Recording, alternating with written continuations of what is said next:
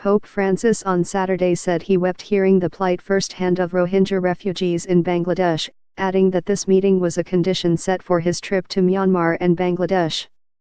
Pope Francis told journalists on his plane flying back to Rome that he and Rohingya refugees cried during their meeting in Bangladesh. The Rohingya meeting was a highly symbolic gesture of solidarity with the Muslim minority fleeing violence in Myanmar, and the Pontiff told journalists on his plane flying back to Rome that the refugees cried as well. "I knew that I was going to meet the Rohingyas, but I did not know where and how. For me it was one of the conditions of the trip," he said.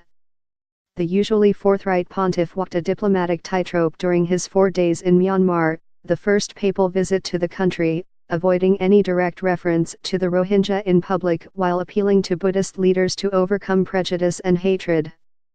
In Bangladesh, he addressed the issue head-on, meeting a group of Rohingya refugees from the squalid camps in southern Bangladesh in an emotional encounter in Dhaka.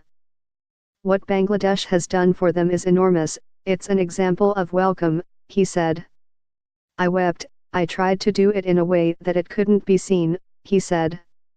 "They wept too. I told myself I cannot leave without saying a word to them."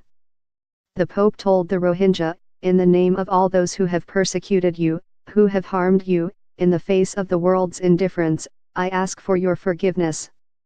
The Pope referred to the refugees as Rohingya, using the term for the first time on the tour in Bangladesh after the Archbishop of Yangon advised him that doing so in Myanmar could inflame tensions and endanger Christians. The word is politically sensitive in mainly Buddhist Myanmar because many there do not consider the Rohingya a distinct ethnic group, regarding them instead as interlopers from Bangladesh.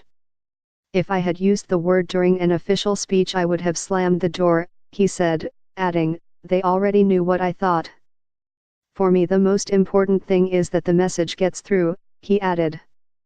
The Pope said he was very satisfied with his meetings in Myanmar and hinted that he expressed his opinion far more freely in private conversations with the country's leaders than in his public appearances. More than 620,000 Rohingya have crossed into Bangladesh since a militant attack on police posts in late August sparked a deadly crackdown by the Myanmar military. They have given consistent accounts of mass rape, killings, and villages deliberately burned to the ground by soldiers and Buddhist militia. The two countries last month signed an agreement to begin repatriating refugees to Myanmar, but rights groups say they are concerned about plans to house them in camps away from their former homes, many of which have been destroyed. During his tour, the Pope led well-attended open-air masses in Bangladesh and Myanmar, which both have small Christian populations. Pulse news agency International by AFP brings you the latest news from Africa, covering breaking news in business, politics, entertainment, technology, and more.